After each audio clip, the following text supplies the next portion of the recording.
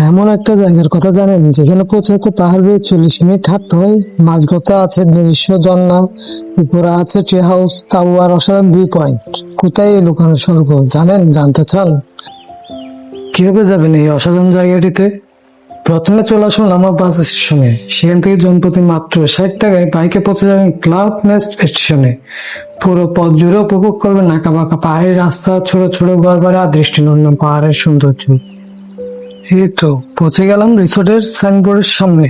মূলত এখান থেকেই শুরু হবে আমাদের পাহাড়ি ট্রেকিং এর আসল যাত্রা। চলুন শুরু করি ট্রেকিং। পথ ধরে কিছুটা এগুলেই যখন আপনার পা ক্লান্ত হয়ে উঠবে, তখনই আপনার সামনে দেখা মিলবে এক ছোট্ট এক ঝর্ণা।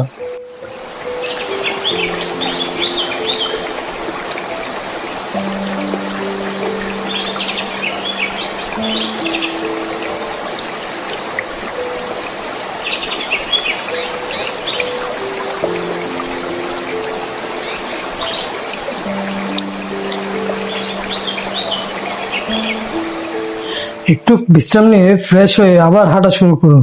তারপর ধীরে ধীরে চোখের সামনে ভেসে উঠবে পাহাড়ের অসাধারণ ভিউ, আর দেখতে দেখতে পৌঁছে যাবেন আপনার গন্তব্যে।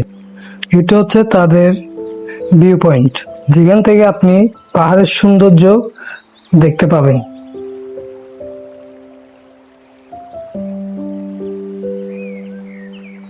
ভিউ পয়েন্ট থেকে একটু সামনে এগুলেই দেখতে পাবেন তাদের তাঁবুর আকার মাচান, অসাধারণ সুন্দর, যেখান থেকে আপনি উপভোগ করতে পারবেন প্রকৃতি।